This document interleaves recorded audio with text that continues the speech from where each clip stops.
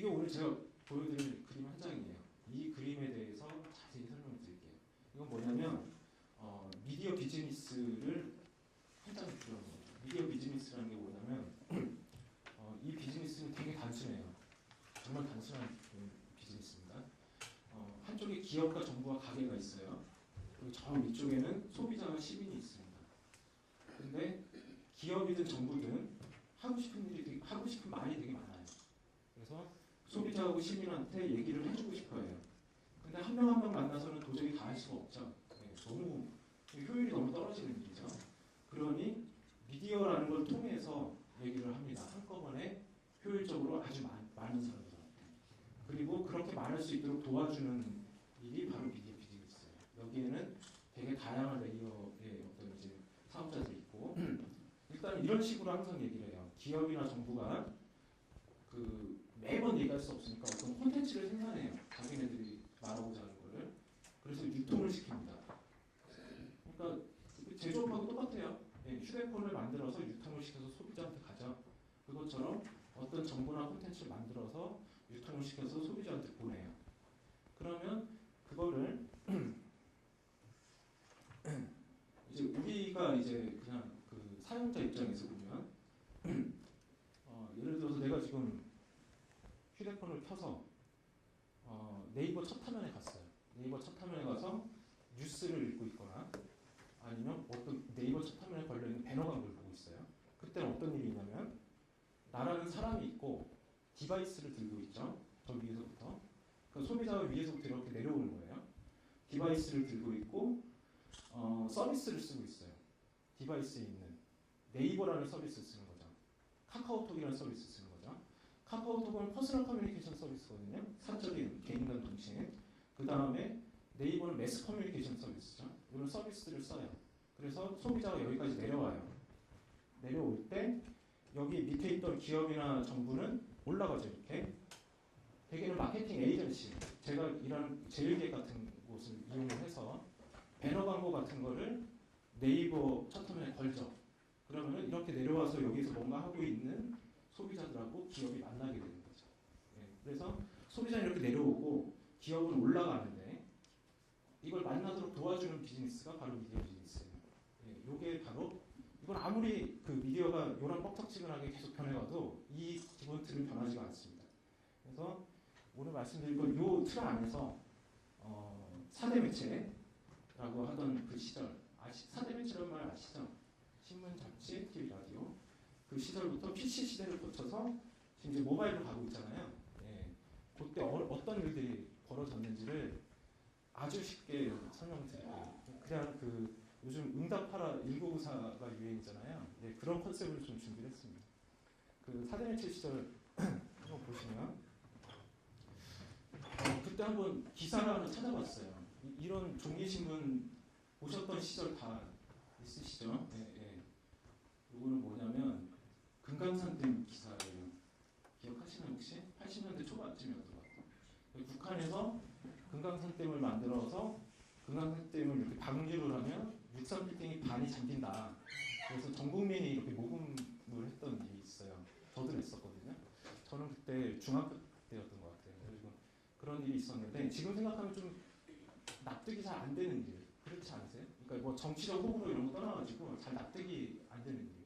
왜냐하면 만약에 지금 비슷한 일이 있었다 그러면 만약에 정부가 뭐 이렇게 발표를 해요. 어디 통일부 약간 이제 좀 오버해서 발표를 했겠죠. 그러면 지금 같은 경우는 토목공학을 전공한 어떤 블로거가 아고라에 있든 뭐 자기 블로그에 있든 뭔가 쓸 거고 트위터에서 막 퍼뜨릴 거예요. 그런 시민들이. 그래서 전국민적인 모금까지는 안 일어날 거예요. 갑론을박이 있겠죠. 그러니까 근데 이때는 이렇게 됐던 게 아까 얘기했던 것처럼 기업과 정부가 저 위에 소비자와 시민을 만나는데 콘텐츠를 생산해서 유통하는 게 한 개 회사들이 다 했어요. 조선일보가 생산해서 유통까지 다 했고 MBC가 생산해서 유통까지 다 한 거죠. 그러니까 걸리는 게 별로 없었던 거예요. 그러니까 어떻게 보면 전 국민한테 어떤 단일한 여론 같은 걸 만들어내는 게 굉장히 좀 쉬웠죠. 어떤 분들한테는 굉장히 이때가 살기 좋았어요. 그런 시절이었던 것 같습니다. 그리고 이제 종이신문이 있었고 이런 라디오 기억나세요? 제가 라디오 이미지 검색해보면 제일 오래 제가 봤던 제일 오래된 모습이 저런 거더라고요. 근데 더 오래된 것들도 있더라고요. 그리고 이 여다 지문 있는 TV 기억나시나요? 이런 시절이었습니다. 이때 이제 4대 매체 시절이에요. 그때 그리고 우리는 종이라는 여기는 디바이스 영역입니다. 종이라는 디바이스가 몇백 년 동안 우리 도와주고 있죠. 우리의 미디어로서.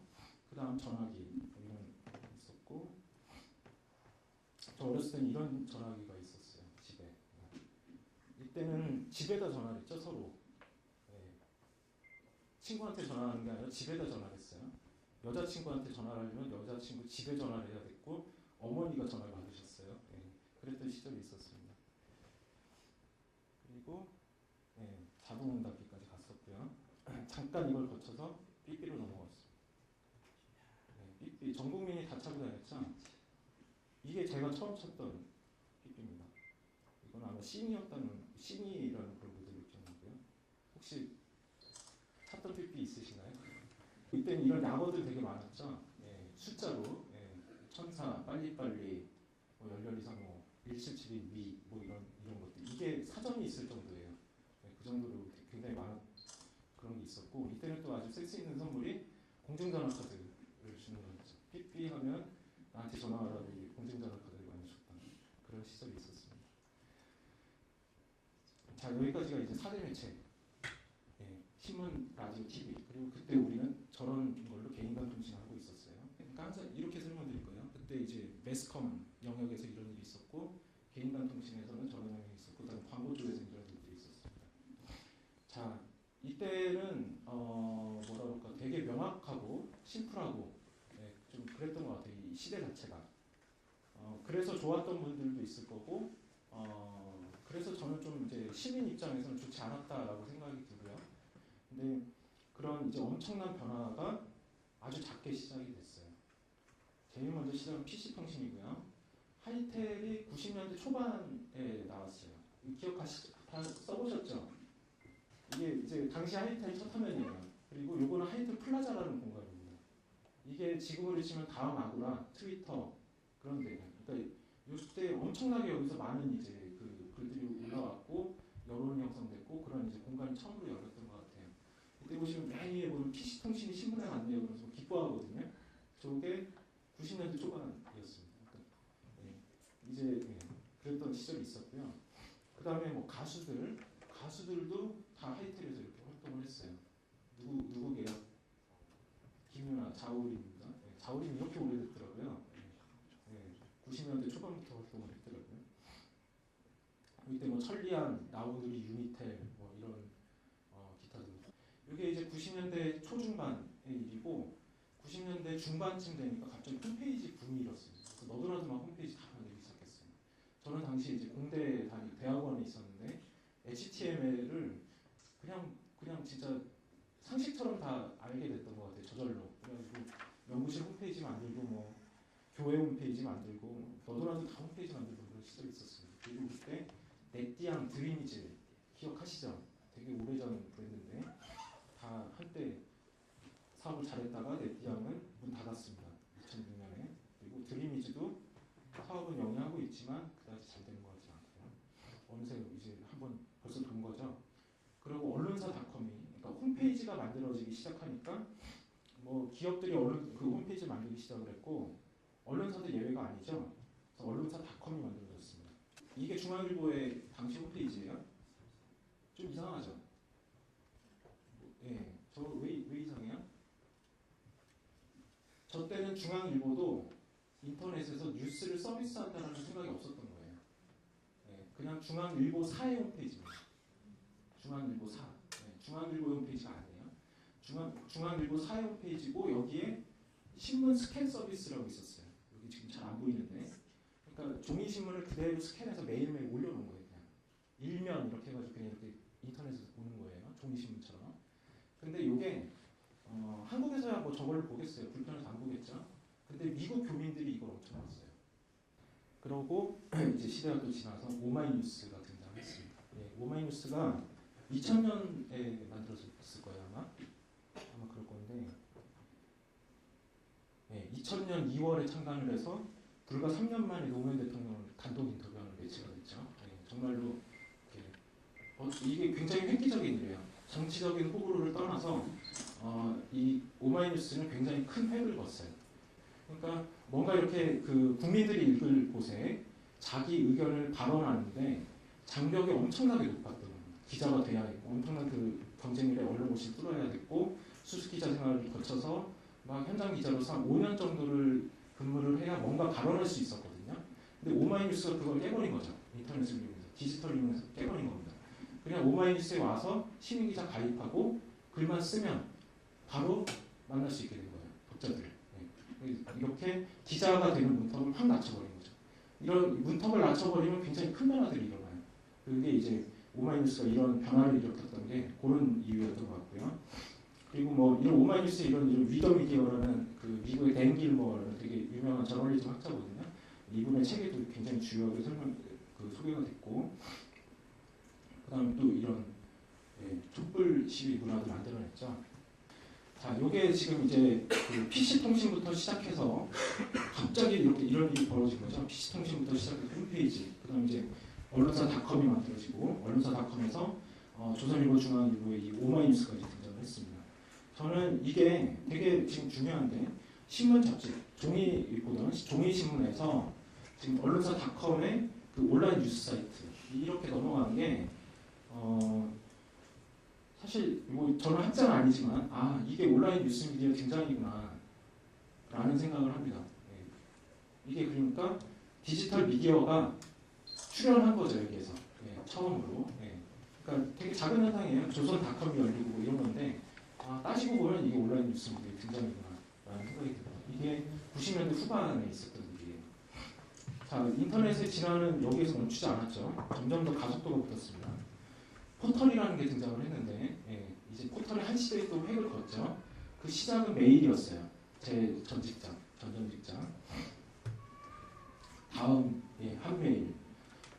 한메일이 인터넷의 시작인 첫 만남인 분들이 꽤 많아요. 여기 계신 분들은 아니실 것 같은데 젊은 친구들 만나보면 한메일로 인터넷을 처음 접했다라는 그런 것들이 되게 많더라고요. 한메일이 정말 국민적인 서비스였고요. 이때 다음이 참 잘했어요. 그 다음에 이제 또 카페를 연이어서 시켰죠. 이게 2002년도입니다. 2001년, 2년도쯤이에요. 그래서 거의 모든 이제 지금 카카오톡 막 쓰는 것처럼 한메일과 다음 카페를 거의 전 국민이 쓰던 그런 시절이 있었고, 또 한 가지 굉장히 잘한 게 그 메일과 카페를 쓰기 위해서 오는 사람들이 로그인 하잖아요. 로그인한 사람들의 그 사람들의 눈동자를 모으는 첫 화면을 만들었어요. 2년도에 다음 첫 화면입니다. 2003년도쯤인 것 같아요. 근데 아까 한메일 제가 보여드리면서 다음 첫 화면 보여드렸잖아요. 요때 첫 화면, 요거는 90년대, 98년, 9년도고요. 몇 년도인지 정확히 기억이 안 나는데 요때와 2002년, 3년도에 다음 첫 화면에 달라진 점이 있어요. 뭐가 달라졌죠? 다시 보여드릴까요? 누가 얘기하신 것 같은데? 요게 옛날 거고 요게 2002년도 거예요. 뭐가 달라졌죠? 광고도 생겼고요. 하나 더. 쇼핑도 생겼죠. 더 중요한 부분인데 가운데 뉴스박스가 생겼어요. 이때는 뉴스를 다루지 않았어요. 이때는 그렇죠. 근데 2002년도에 뉴스박스가 생겼습니다. 그래서 다음이 뉴스를 시작한 게 2002년도에 시작했어요. 그때만 해도 다음이 약자였어요, 언론사들보다. 그래서 막 그 당시에 이제 제휴하면서 다녔던 그 친구랑 친한데, 그 담당 업무를 했던 친구랑 친한데, 그때는 읍소하듯이 막 기사를 받았대요. 그런데 기사를 모아놓고 이렇게 딱 가운데다 모아놓고 보니 엄청난 곳이 된 거죠. 여기 백윤식 사진이 있는데, 이 사진 백윤식 씨가 저때도 회자가 됐는데 얼마 전에도 회자가 됐죠. 근데 저 사진 여기 한 10개 정도가 돌아가요. 사진이. 여기 근데 10개 정도 사진 이렇게 딱 걸어놓으면 이게 몇만 클릭 나올까요? 하루에? 몇만 클릭 나올까요? 한번 찍어보세요. 이때가 2003년도까지가 더 섹도 요즘 좀 많이 떨어졌대요. 왜냐면 모바일 이런 걸 많이 보기 때문에 떨어졌는데 당시 100만 나왔어요. 제가 근무할 때도 100만 나왔어요. 그래서 저기가 10장 돌아가요. 열정 들어가고 근데 저도 100일씩 사진 정도는 100만 나와요.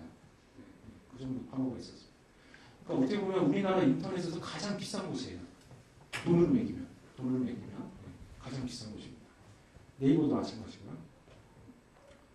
네이버도 이때 네이버는 항상 좀 다음보다는 약간 소극적으로 뉴스를 다루죠. 정치적으로 휘말리고 싶지가 않은 것 같아요. 제 추측이지만 그래서 이때 네이버도 뉴스를 시작을 했고요. 이것도 아주 중요한 그 어떤 변화인데요. 이건 뭐냐면 언론사닷컴에서 포털 첫 화면 뉴스를 좀 넘어갔죠. 이게 뭐냐면 제가 생각할 때는 뉴스 생산 사업과 뉴스 유통 사업이 처음으로 분기된 거예요. 그 전에는 아까 그 금강산댐 그때 제가 말씀드렸잖아요. 한 개 회사가 생산부터 유통까지 다 했어요. 그러니까 여론을 막 쥐고 늘기가 너무 쉬웠죠. 근데 이제 포털 첫 화면에 뉴스가 등장하면서 뉴스 생산 사업과 뉴스 유통 사업이 분리되고 뉴스 유통을 포털이 하게 된 거예요. 그리고 언론사들은 뉴스 생산을 담당하게 됐어요. 나뉘어버린 거죠. 어떻게 보면 언론사의 그 좀 권한이 줄어든 거고 포털이 유통이라는 막강한 권한. 어떤 사람이든 유통 권한이 최고거든요. 권한을 포털이 가져가게 된 거죠. 이게 또 아주 중요한 변화예요. 그러면서 포털은 이제 더 그 유통의 파워를 늘려갔어요. 첫 화면만 가지고 유통 파워를 늘린 게 아니라 검색을 시작했어요. 검색. 그래서 네이버, 엠파스가 막 한때 경쟁했었습니다. 엠파스 기억하시죠?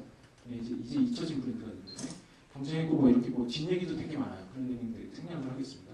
근데 검색을 한다라는 건 뭐냐면 네이버가 검색에서 왕자가 됐다는 얘기 뭐냐면 그 예를 들어서 네이버에서 청바지를 검색해요.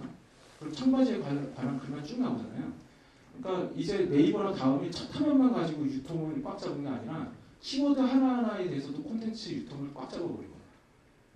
그러니까 네이버는 뭐 거기서 검색하는 모든 키워드에 대해서 네이버는 거대한 이마트고요. 이마트고 키워드별로 다 진열대들이 있는 거예요. 진열대들이 있고 거기 뭐가 놓여 있는지 뭐가 맨 앞에 있고 맨 뒤에 있는지는 다 네이버가 결정하는 거죠. 그런 식의 이제 유통 권한을 가지게 된 겁니다. 그러니까 사람들이 자꾸 이마트에 들어가듯이 네이버에 오니까 이제는 진열대를 어떻게 만들지도 네이버가 결정하는 거고 거기에 어떤 순서로 글을 놓을지 물건을 놓을지도 네이버가 결정하게 된 거죠. 이게 이제 유통 권한을 가지게 된 겁니다. 뉴스의 유통 권한은. 자 그러면 이런 식으로 유통을 하게 되면 이마트가 사업을 시작해서 유통을 파워를 가지게 됐죠. 그럼 이제 항상 하는 일이 뭐냐면 PB 상품 만들죠. 이제 다른 제조업자들의 상품을 받아오는 게 아니라 직접 만들어요. 네이버도 비슷한 이제 일을 한 겁니다. 근데 네이버가 이제 뭐 직접 어떤 무슨 뭐 언론사를 차리는 방식으로 한 게 아니라 콘텐츠를 직접 만들 수 있는 툴을 제공한 거예요. 그러니까 이마트를 치면 치약을 만들 수 있는 도구를 알아준 거예요, 사람들한테. 그래서 치약을 직접 만들어서 이마트에 가져오게 한 거죠. 그것처럼 블로그라는 툴, 콘텐츠를 생산할 수 있는 툴을 알아주니 사람들이 이제 이걸 이용해서 직접 콘텐츠를 생산한 거죠. 그래서 네이버에 알아서 갖다 올려놓은 겁니다, 진열대에. 그러다 보니 요즘 저희가 여행이나 뭐 요리, 뭐 맛집 뭐 이런 거 찾을 때 우리 언론 기사 안 보죠? 언론사 뉴스 안 봐요. 이제 다 블로그 봐요. 어느 순간 PB 상품을 싹 바꿔버린 겁니다. 그렇죠. 이제 더 이상 그리고 네이버에서 검색 결과를 볼 때도 웬만한 정치 경제 뉴스 아니면은 이제 블로그 글을 보는 것 같아요. 굉장히 이게 블로그가 시작된 게 2000년대 초중반인데 우리나라에서 불과 10년도 되지 않아서 지금 그 정도로 변화가 일어났습니다. 자, 그랬고요. 그래서 이게 뭐냐면 자, 이것도 또 중요한 변화인데 언론사닷컴에서 블로그로 넘어갔어요. 이거는 어떤 변화냐면 아까 온라인 뉴스 미디어가 등장했고 뉴스 산업이 생산과 유통으로 분기됐죠. 근데 그 다음에 또 어떤 일이 벌어졌냐면 뉴스 생산이 대중화되어버렸어요. 뉴스 생산이 이제 더 이상 전문가들의 영역이 안 됐습니다. 민주화된 거죠. 그냥 시민들이 참여해서 문턱을 확 낮춰버린 거예요. 그러니까 시민들이 참여해서 누구나 뉴스 생산을 할 수 있게 되거든요. 이게 뉴스 생산이 대중화가 여기서 이제 이루어진 거고요. 그러니까 온라인 뉴스 미디어가 등장한 게 90년대 후반, 그리고 생산과 유통이 분기된 게 2000년대 초반, 그리고 뉴스 생산이 대중화된 게 2000년대 중반 정도라고 보시면 됩니다. 그리고 저는 이때 근데 이제 제가 다음에서 근무를 하면서 뉴스 생산의 대중화를 이제 제가 기억을 많이 했거든요. 근데 이제 유통을 대중화해야 진짜 뉴스 산업이 그러니까 대중화, 민주화되는 건데라는 고민을 하고 있었어요. 그래서 그런 걸 하려고 편집권을 넘기는 작업, 편집을 이제 알고리즘으로 편집하는 사람들이 이제 소비자들이 추천을 해가지고 편집을 하게 하는 그런 편집을 넘기는 거잖아요. 그런 알고리즘 만들고 막 그러고 있었는데 어느새 뒤통수를 맞은 것 같은 좀 느낌이 들었어요. 뭘로 그러냐면 트위터를 보고 그런 생각이 들었습니다. 네. 그러니까 나는 막 나름대로 열심히 하고 있었는데 트위터가 등장해버린 거예요. 저는 트위터에 여러 가지 의미가 있지만 되게 중요한 의미가 뭐냐면 트위터는 뉴스 유통의 문턱을 낮췄어요. 네. 아까 오마이뉴스는 시민 기자, 그러니까 기자가 되는 문턱을 낮췄잖아요. 트위터를 쓰는 순간 우리는 누구나 다 한 줄 뉴스 앵커예요. 네. 내가 중요하다고 생각하는 어떤 소식을 링크 하나 딱 가지고서 지금 오늘 삼성동 아이파크 아파트에 헬기가 부딪혔어요. 라고 딱 올릴 수가 있거든요. 제가 지금 팔로워가 1,700명 정도 돼요. 그러면 1,700명의 시청자를 가지고 있는 뉴스 앵커입니다. 네, 트위터가 그런 걸 열어준 거예요. 저야 뭐 1,700명 정도밖에 안 되니까 힘이 없죠. 근데 이회수 씨나 이런 분들 같은 경우 100만 단위잖아요. 그런 분들은 모르겠어요. 뭐 MBC나 KBS 9시 뉴스 앵커만큼 아니겠죠. 그러나 다른 그 종편 뉴스 앵커만큼 될 것 같아요. 네. 그럼 이제 트위터가 누구나 다 뉴스 앵커, 한 줄 뉴스 앵커가 될 수 있는 길을 연 거죠. 그게 바로 이제 뉴스 유통이 민주화된 일입니다. 지금 페이스북이 더 크게 많이 성장했죠.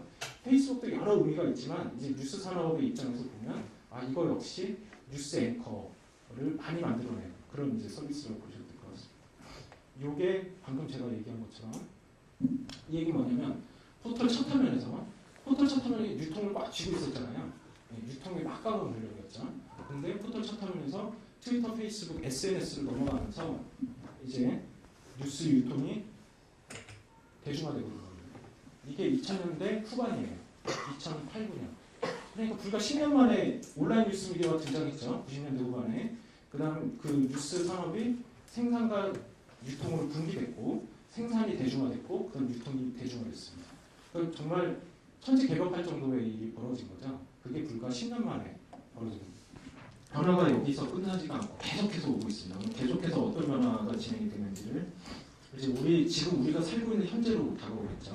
그러기 위해서 우리가 예전에 썼던 디바이스, 미디어 디바이스를 다시 한번 좀 돌아가서 얘기를 하겠습니다. 아까 삐삐까지 맞죠? 네. 삐삐 이후에도 디바이스도 계속 변화했어요. 시티폰 기억하시나요? 네. 시티폰은 뭔가 좀 아닌 것 같아서 저는 안 샀어요. 네, 안 샀는데 정말 딱 1년짜리 비즈니스였어요. 1년 만에 시티폰을 접어버렸고 바로 휴대폰으로 넘어갔습니다. 그리고 이게 제가 처음 샀던 휴대폰이에요. 노키아. 지금도 기억나는데 78만 원이었어요. 78만 원이었고 지금 좀 전화기가 커져가지고 요 정도 크기였던 것 같아요. 두꺼웠어요 이거보다. 주머니에 넣고 다니면 진짜 이따만하게 튀어나왔었습니다. 이런 이 시절이 있었고 요게 요 옆에 있는 얘기는 어떤 블로그에서 제가 본 건데 어떤 엄마가 쓴 얘기예요. 형이 졸업할 때 삐삐를 사줬는데 3살 터울 동생 졸업할 때 휴대폰을 사줘야겠다라는 얘기예요. 정말 그렇게 빠르게 세상이 변하고 있었죠. 휴대폰이 등장하면서 또 문자 메시지라는 우리가 지금 문자 메시지 없이 사는 삶을 상상 못하겠죠. 네. 문자 메시지가 등장했습니다. 이런 문자를 우리가 주고받았고요. 국무청에서 이별 대상이라는 것도 문자를 보냈었습니다. 네. 이렇게 우리 삶에 이렇게 가까이 나왔죠. 네. 근데 이 문자 메시지의 등장은 굉장히 중요한 변화예요. 무슨 변화냐면 문자 메시지 전에는 항상 원 디바이스의 원 서비스였어요. 네. TV는 방송 서비스, 네. 전화기는 통화 서비스. 근데 전화기의 통화 서비스, 문자 서비스가 둘로 나뉜 거예요. 하나의 디바이스에서 2개의 서비스를 제공하기 시작한 거죠.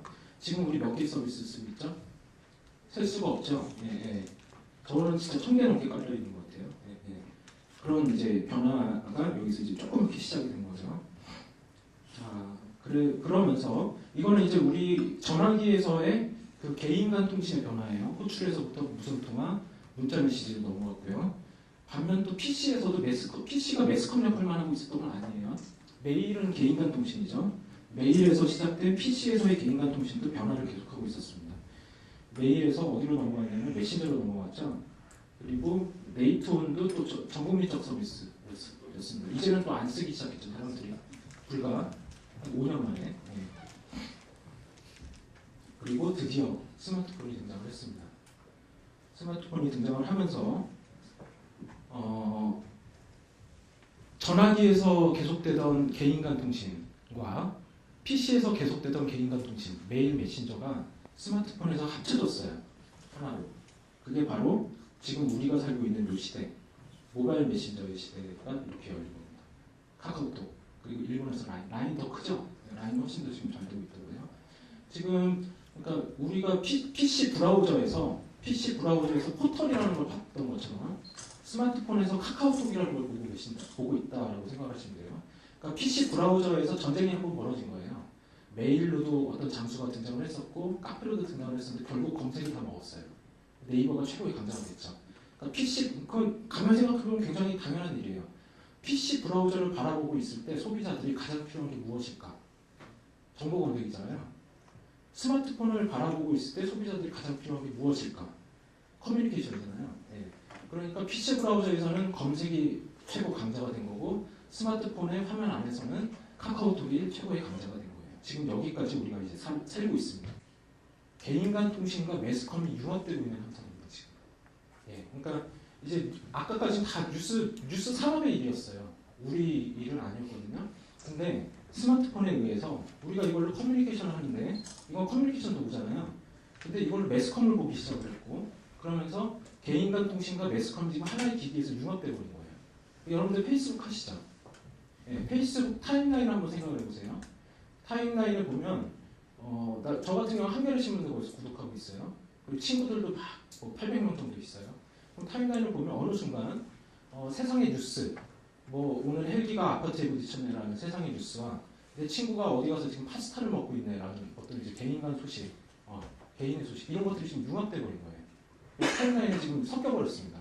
근데 어떨 때는 오늘은 그 헬기가 아파트에 부딪힌 게 저한테도 쇼킹하게 느껴져요. 근데 어떨 때는 그런 것보다 내 친구가 삼성 다니다가 CJ로 옮긴 게 더 저한테는 더 크게 느껴질 때가 있어요. 예.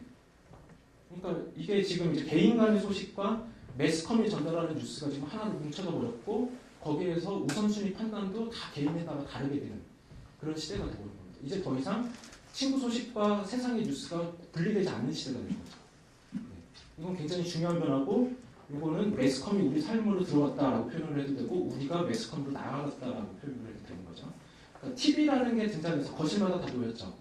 TV라는 게 등장해서 거실마다 이제 다 그 자리를 차지하면서 어떤 이제 그 우리가 세상을 바라보는 창이 TV가 돼버렸죠.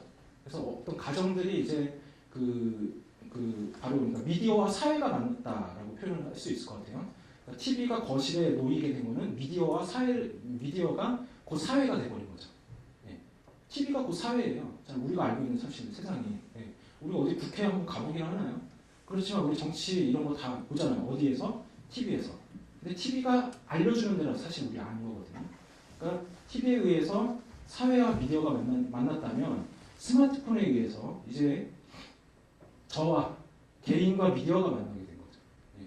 그러니까 이제 점점 더 큰 변화들이 이제 일어날 거고 우리가 오늘 얘기할 거는 이거에 의해서 10년 뒤에 어떤 변화들이 일어날 것인지를 한번 이제 같이 생각을 해보자는 거예요. 자, 여기서부터 좀 본격적인 얘기입니다. 자, 끝나지 않았어요. 여기까지가 이제 바로 현재입니다. 우리의. 근데 미래를 변화를 일으킬 씨앗들이 지금 계속 뿌려지고 있습니다. 항상 보면 디바이스가 먼저 등장했죠. 아까 삐삐, CT폰, 휴대폰, 스마트폰 이런 이제 디바이스가 등장하면서 변화를 추동했거든요. 그럼 디바이스의 변화를 보면 조금 보여요.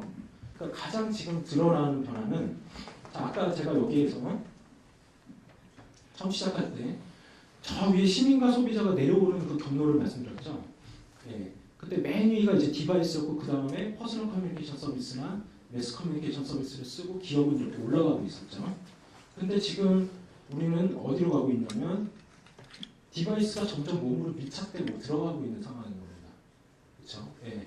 그래서 이제 디바이스가 거의 없는 것 같은 디바이스가 없어도 미디어에 접속이 되는 그런 시대로 나아가고 있는 거예요. 10년 안에 될 것 같아요. 자, 여기까지가 이제 여태까지 있었던 일입니다. 예. 미디어는 여러 가지 정답이 있는 건 아니에요. 근데 제가 지금 말씀드리고자 하는 거는 미디어는 과거로 돌아가지 않는다. 미디어는 절대 퇴보하지 않아요. 절대 퇴행하지 않아요. 역행하지 않아요. 미디어는 앞으로만 가요. 왜냐하면 이거는 너무 당연한 얘기예요. 미디어는 항상 대중이 편리함과 악수한 거거든요. 지금 현재 벌어지고 있는 그 미디어 현상은 대중이 편리함과 악수를 한 거예요. 어느 날 갑자기 그 편리함을 다 같이 못 벌어요. 한 사람은 벌어요. 제가 갑자기 결심하고 종이신문 보기로 결심하고 한겨레신문에 전화해서 신문 배달 시킬 수 있습니다. 한 사람은 변할 수 있어요. 근데 아파트 전체가 이렇게 변할까요? 절대 그렇게 안 변하죠. 우리 갑자기 스마트폰 버리고 삐삐차고 살 수 있을까요? 예. 공중전화 있어야 전화해 버리죠. 예, 예.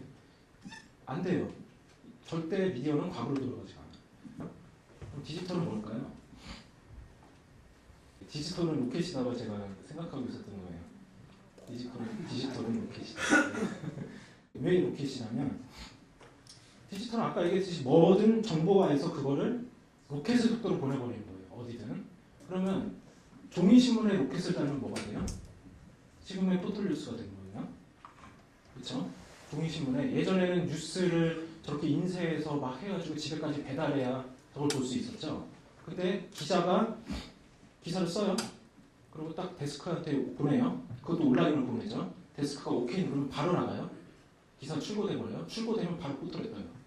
이게 바로 종이신문에 로켓을 달면 벌어지는 현상이죠. 뭘까요, 그거는?